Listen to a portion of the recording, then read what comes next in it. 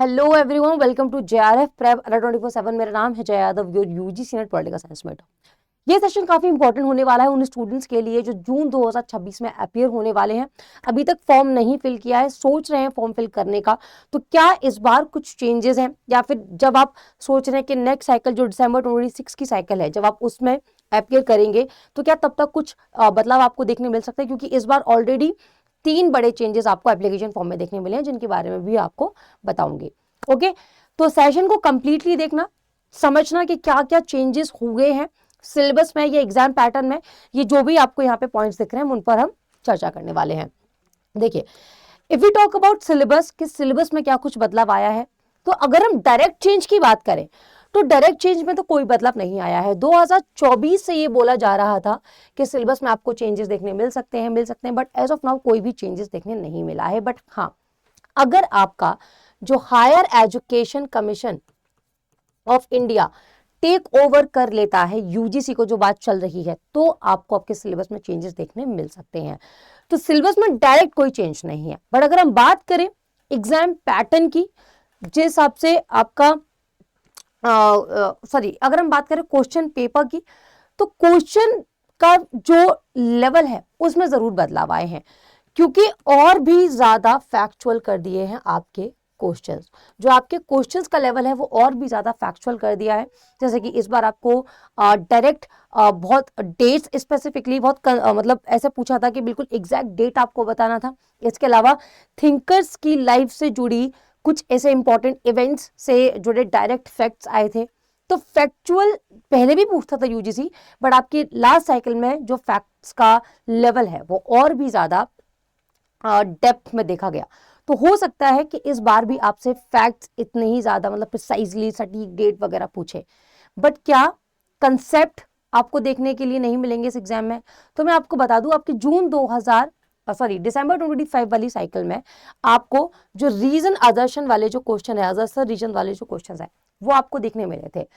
तो मेरा ये मानना है कि जून 2026 में आपको अच्छे से डेप्थ में आपसे सटीक डेट्स वगैरह, सटीक फैक्ट्स आपसे पूछे जाएंगे। बट इसके अलावा कंसेप्ट्स पर भी आप ध्यान रखना, क्योंकि रीजन आदर्शन इस बार देखा गया है, तो हो सकता है कि इस बार कंसेप्ट बेस्ड जो क्वेश्चन है या रीजन आदर्शन वाले जो क्वेश्चन है या फिर स्टेटमेंट बेस्ड क्वेश्चन है, ये और भी ज्यादा हो जाए। मैं शुरुआत से ये चीज बोल रही हूँ, फैक्ट्स करो, बिल्कुल करो, नहीं छोड़ना, क्योंकि एनटी वो पूछेगा ही पूछेगा। बट इसका ये मतलब नहीं है कि कंसेप्ट्स की डेप्थ को ना पकड़ो, क्योंकि यू नेवर नो कि एग्जाम में जो क्वेश्चंस इस बार कौन सा चीज भर जाए क्या। तो अपनी जो प्रिपरेशन है उसको बिल्कुल सॉलिड रखो, ठीक है। चलिए, अब बात करते हैं पैटर्न की। तो जो पैटर्न है आपका पेपर 1 एंड पेपर 2 रहता है, पेपर 1 एंड पेपर 2। जो पेपर 1 है उसमें आपके 50 क्वेश्चंस आते हैं, पेपर 2 में आपके 150 क्वेश्चंस आते हैं, राइट। 100 क्वेश्चंस आते हैं, 100 क्वेश्चंस आते हैं, टोटल 150 क्वेश्चंस आते हैं। हर एक क्वेश्चन सही के लिए आपको +2 मार्क्स मिलता है, ठीक है। तो इस हिसाब से जो आपका पूरा का पूरा एग्जाम है वो आपका 300 नंबर का हो जाता है ओवरऑल। पेपर 1 आपका जनरल एप्टीट्यूड, टीचिंग एप्टीट्यूड, जो जनरल आपकी यूनिट्स हैं वो रहती है। उसके अलावा अगर हम बात करें पेपर 2 की, तो ये आपका सब्जेक्ट स्पेसिफिक होता है। लाइक जो भी आपने मास्टर्स में आपने जिस सब्जेक्ट से करा होगा, वही मास्टर्स वाला सब्जेक्ट आप पेपर 2 उसी में देंगे, ठीक है। तो यहाँ पे पैटर्न में कोई भी बदलाव नहीं है। अब आते हैं तीसरा और सबसे इंपॉर्टेंट पॉइंट, जहां पे स्टूडेंट्स को काफी ज्यादा कंफ्यूजन होता है। ग्रेजुएशन में है मैम, पीजी अपियरिंग है, क्या करना है क्या नहीं करना है।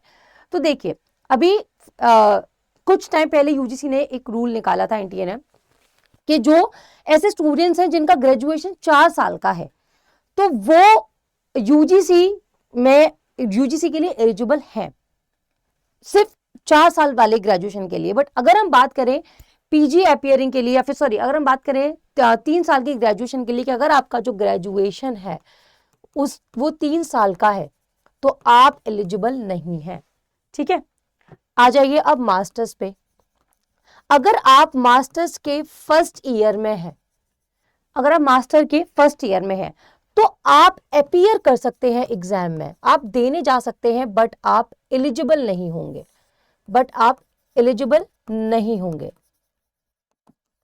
ठीक है।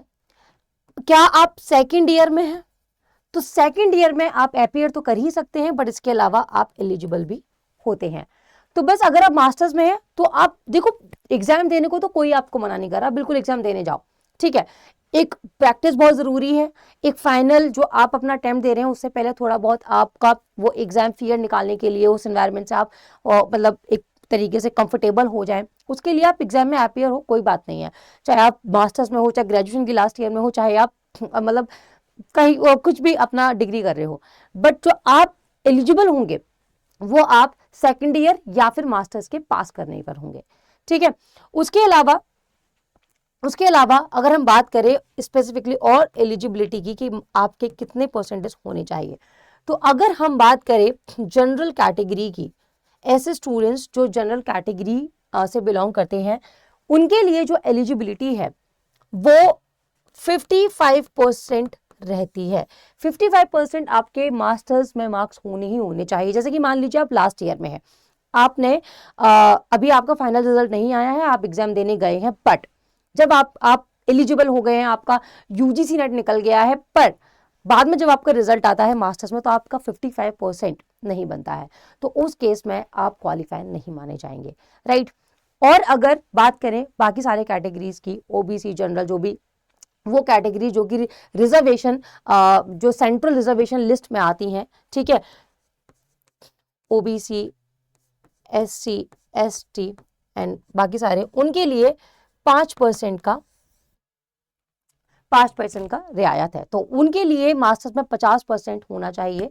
50% में आप अगर लाते हैं मास्टर्स में तो आप यूजीसी नेट के लिए क्वालिफाई, मतलब आप एलिजिबल माने जाएंगे, ओके। तो ये एक कंफ्यूजन है जो स्टूडेंट्स को काफी रहता है। उसके अलावा यूजीसी नेट का सबसे अच्छा पॉइंट ये है, मैं क्यों बोलती हूँ कि अगर आपने जो भी आपकी सब्जेक्ट में कमांड है आप दो, चाहे आप हाफ प्रिपेयर्ड हो, कंप्लीटली प्रिपेयर्ड हो, आप बिल्कुल दो यूजीसी। क्यों?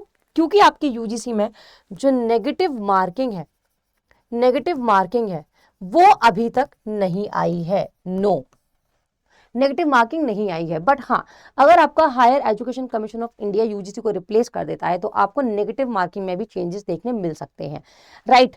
तो आपके लिए मैं ये कहूंगी कि अभी कोई ऐसा चेंज नहीं है, इन सारे जो भी हमने पॉइंट्स पे बात करी है। तो जून 2026 में कोशिश करो कि एग्जाम दे के फ्री हो जाओ, क्योंकि यू नेवर नो कि दिसंबर 2026 आया और अगर कोई नए रूल्स आ गए तो नेगेटिव मार्किंग हट गई तो आपके लिए जो एग्जाम का लेवल है वो और भी ज्यादा टफ हो जाएगा, राइट। चलिए नेक्स्ट आते हैं ऑनलाइन एंड ऑफलाइन। देखिए, इफ वी टॉक अबाउट जून 2024 में इन्होंने जो एग्जाम लिया था वो ऑफलाइन मोड में लिया था, OMR sheet based offline mode में लिया था, बट वो जो ट्राई था वो बुरी तरह फेल हो गया, एग्जाम मतलब कैंसिल हो गया। रूमर्स आ रहे थे कि मतलब क्वेश्चन पेपर लीक हो गया है, ये बट एनीवेज जो भी हुआ था, जो आपका एग्जाम था वो कैंसिल हो गया था, ठीक है। तब से लेके अभी तक जो भी आए हैं, फिर जून 2024 वाला जो फिर से एग्जाम हुआ था वो आपका ऑनलाइन ही हुआ था, ठीक है, आपका सीबीटी मोड में हुआ था। उसके बाद आपका दिसंबर 2024 का फिर जितनी भी साइकिल्स आए हैं सारे के सारे एग्जाम आपके ऑनलाइन मोड में ही हो रहे हैं, यानी कि सीबीटी मोड में, ठीक है। तो इस बार भी आपका जो मोड है ऑनलाइन ही आपको देखने को मिलेगा, बट हम फ्यूचर का भी कुछ नहीं कह सकते कि क्या आपको मतलब हो सकते हैं, ओके। तो ये सारे पॉइंट्स हैं, इनको आप सोच लीजिए, समझ लीजिए, उसके बाद फैसला लीजिए कि क्या आपको इस बार एग्जाम देना है या अगली बार देना है। इसके अलावा एप्लीकेशन फॉर्म आप फिल कर रहे हैं तो क्या बड़े बदलाव आपको देखने को मिले हैं? सबसे बड़ा बदलाव जो आपको एप्लीकेशन फॉर्म में फिल करते टाइम देखने को मिलेगा वो है आपका डिजी लॉकर, ठीक है। आपका डिजी लॉकर अकाउंट है तो अच्छी बात है, अगर डिजी लॉकर अकाउंट नहीं है तो आप वहीं से साइन अप करके, मैंने स्टेप बाय स्टेप आपको कैसे एप्लीकेशन फॉर्म फिल करना है कल एक वीडियो बनाया था, आपको सेम प्लेटफॉर्म पे मिल जाएगा अगर आप जाकर देखेंगे। तो डिजी लॉकर में अगर आपका अकाउंट नहीं है तो आपको कैसे बनाना है, ठीक है, वो साइन अप आप करेंगे, वो सब कुछ आपको उस वीडियो में मिल जाएगा। डिजी लॉकर से आपका डायरेक्ट डॉक्यूमेंट वेरिफिकेशन हो जाएगा, मतलब डिजी लॉकर में जो आप अपने डॉक्यूमेंट्स अपलोड करेंगे उसी को वेरिफिकेशन के लिए यूज किया जाएगा। दूसरा बड़ा बदलाव ये है जो आपके एग्जाम को डायरेक्ट अफेक्ट करने वाला है, वो है आपका एड्रेस। Yes, address. जैसे कि पहले आपके पास एक ऑप्शन आता था कि आप अपना जो आप किसी भी स्टेट में रह रहे हैं, बट इफ़ यू वांट कि आप दिल्ली में जॉब कर रहे हैं तो आपका जो एग्ज़ाम है वो दिल्ली में पड़ जाए, या किसी और स्टेट में आप जॉब कर रहे हैं तो किसी और स्टेट में आपका एग्ज़ाम पड़ जाए, या फिर आपका कॉलेज कहीं और है परमानेंट एड्रेस से दूर, तो आप परमानेंट एड्रेस डालो और प्रेजेंट एड्रेस भी सेम ही डाल दो, पर आप जो सेंटर अलॉट करते थे उसके हिसाब से प्रेफरेंस आपको मिलती थी। ठीक है, जब आपकी सिटी इंटीमेट होती है या आपको जिस भी स्टेट या सिटी में सेंटर अलॉट हो जाता। बट इस बार क्या हुआ है कि जो आप अपना permanent address and present address डालेंगे उसके बिहाफ पे आपको आपकी स्टेट में ही कॉलेजेस मतलब आपको प्रायोरिटी पे रखा जाएगा कि आपको उसी स्टेट में जो कॉलेजेस हैं वो अलॉट हो। ठीक है, तो इसमें आपको प्रॉब्लम ये देखने मिल सकती है कि अगर आपका परमानेंट एड्रेस किसी और स्टेट का है, आप जॉब कहीं और कर रहे हैं या आप कॉलेज कहीं और है आपका, तो आपका जो सेंटर है वो आपके परमानेंट एड्रेस के स्टेट में या सिटी में ही आएगा, जिसकी वजह से आपको आपके जॉब में या आपके कॉलेज में थोड़ा सा आपको छुट्टी वगैरह लेना पड़ेगा। तो ये प्रॉब्लम आपको ना हो, ये इशू आपको ना हो, इसके लिए आप एक काम कर सकते हैं कि परमानेंट एड्रेस में अपना परमानेंट एड्रेस डाल दीजिए, पर प्रेजेंट एड्रेस में आप जहाँ पे भी आपका कॉलेज है, आप जॉब कर रहे हैं, वो डालिए, जिससे कि जो आपका सेंटर है वो ज्यादा चांसेस रहेंगे कि आप जहां प्रेजेंटली रह रहे हैं वहां पे आए। ओके, चलिए तीसरा बड़ा बदलाव क्या है? तीसरा बड़ा बदलाव है, जैसे कि पहले भी आपके सिग्नेचर्स, आपके फोटोज अपलोड किए जाते थे, बट इस बार आपका लाइव कैमरा, जैसे कि आप आधार कार्ड बनवाने जाते हैं तो बायोमेट्रिक होता है पूरा, ऐसे थंब और फोटो वगैरह होता है, तो इस बार इन्होंने लाइव कैमरे का सीन रख दिया है। अब लाइव कैमरे की वजह से यहाँ पे क्या प्रॉब्लम हो सकता है? लाइव कैमरा, जैसे कि मान लीजिए अगर आपका आधार कार्ड है वो बहुत पुराना है, ठीक है, जैसे कि इनफैक्ट मेरी भी जो फोटो है वो आधार कार्ड में बहुत पुरानी और बहुत अजीब सी है, अगर आप प्रेजेंट फेस मैच करोगे तो वो आई डोंट नो कि कितने सारे स्टूडेंट्स हैं यहाँ पे और कितने सारे लोग हैं जो वेरीफाई कर पाएंगे।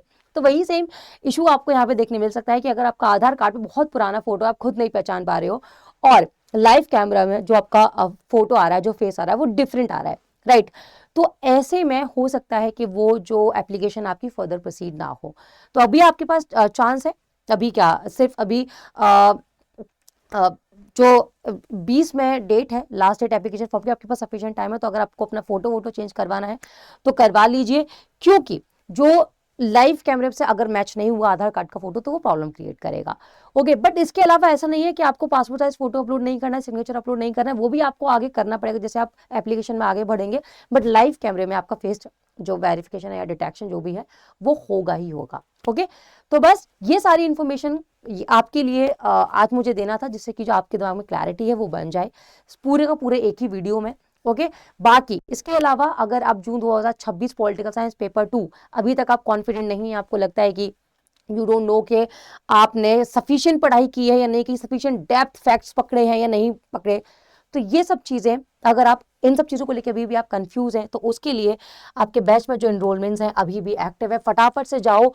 देखिए स्टूडेंट्स बोलते हैं कि देखिए पढ़ाई जो होती है ना एकदम ऐसे का डराने वाली, वो स्टूडेंट्स मुझे पता है लास्ट मंथ में ही शुरू करते हैं, तो लास्ट मंथ में आप ये जो पूरा का पूरा टाइम यूटिलाइज कर पाओ इधर उधर भटके बिना कि क्या करना है, एक ही प्लेटफॉर्म जहां पे आपको सब कुछ मिल जाए, आपको सिलेबस मिल जाए उसी डेप्थ के साथ जैसा आपका यूजीसी नेट का एग्जाम डिमांड करता है।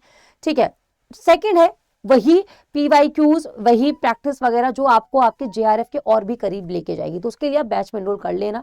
बैच में एनरोल करने के बाद जैसे ही आप पीडीएफ नोट्स पढ़ोगे, मैं श्योर कह सकती हूँ आप लोग इस चीज को रिग्रेट करोगे ही नहीं कि ये तो हमने पढ़ ही लिया था। आपको इतनी सारी चीजें नहीं जानने मिलेंगी जो कि आपके एग्जाम लेवल को मैच करती है। आपको करना क्या है, गूगल पे अडा 247 टाइप करना है, अडा 247 टाइप करने के बाद आपके पास जो पहला लिंक आएगा उस पर जाना है, उसके बाद आपको ऑल कोर्सेज पर जाना है। अडा 247 की साइट पे आने के बाद गवर्नमेंट जॉब एग्जाम्स के बाद आपको यहाँ पे नीचे यूजीसी दिखेगा, यूजीसी पर जाना है, उसके बाद जेआरएफ प्रेप पर टच करना है, उसके बाद आपको यहाँ पे आरंभ बैच दिख जाएगा। ठीक है, आरंभ बैच में आप एनरोल कर सकते हैं पेपर 2 पॉलिटिकल साइंस के लिए, और इन रेट्स में आपको खरीदने की जरूरत नहीं है, आपको एक्स्ट्रा डिस्काउंट भी मिल जाएगा अगर आप मेरा कूपन कोड YT53 यूज करते हैं। जैसे ही आप YT53 यूज करेंगे आपको लगभग 80% डिस्काउंट यहाँ मिल जाएगा। आपको कंप्लीट पेपर 2 की प्रिपरेशन वही सेम डेप्थ के साथ, वही सेम लेवल मैच करते हुए 4,577 रुपए की मिल जाएगी। और अगर स्टूडेंट्स ये सोच रहे हैं कि यार अब 2 महीने के लिए क्या बैच लें, तो मैं आपको बता दूं इसका जो एक्सेस है आपके पास 3 साइकिल्स के लिए है, यानी कि जून 2027 तक के लिए 3x वैलिडिटी के साथ आपको ये बैच मिलेगा, जिससे कि आपका जो एक्सेस है इस बैच पे आप जून 27 तक इस बैच से पढ़ सकते हैं। ठीक है, चलिए वैसे तो आपने बैच ले लिया और आपने अपनी तरफ से पूरी मेहनत करी, सिलेबस जो मैंने पढ़ाया आपने कवर कर लिया, तो आपको कहीं जाने की जरूरत नहीं है। इसके अलावा यूट्यूब पे भी मेरी PYQs की क्लासेस डेली शाम को 4:15 बजे होती है। अभी फिलहाल मैं पर यूनिट वाइज मैं PYQs 5 साल के स्टूडेंट्स को करवा रही हूँ, तो उससे काफ़ी ज़्यादा बेनिफिट स्टूडेंट्स को पहुंच रहा है। आई होप कि अगर अभी तक आपको नहीं पता है तो जाके आप जो पहले तीन जो यूनिट्स हो चुके हैं आप उनके PYQs की वीडियोस लेक्चर देख लीजिए, क्योंकि एक एक PYQs को हमने बिल्कुल पोस्टमार्टम करते हुए एकदम खोल खोल के पढ़ा है, जिससे कि आपका ना कि सिर्फ एक क्वेश्चन ही सॉल्व हो रहा है बल्कि उसके अराउंड जो भी आपकी नॉलेज है, रिविजन है, वो भी हो जाएगा। ओके, बाकी आपके जो भी क्वेरीज हो, जो भी डाउट्स हो, कमेंट सेक्शन में पूछ सकते हैं। Best of luck to all of you. अपनी जो प्रिपरेशन है उसे और भी ज़्यादा सीरियस कर दो। Thank you.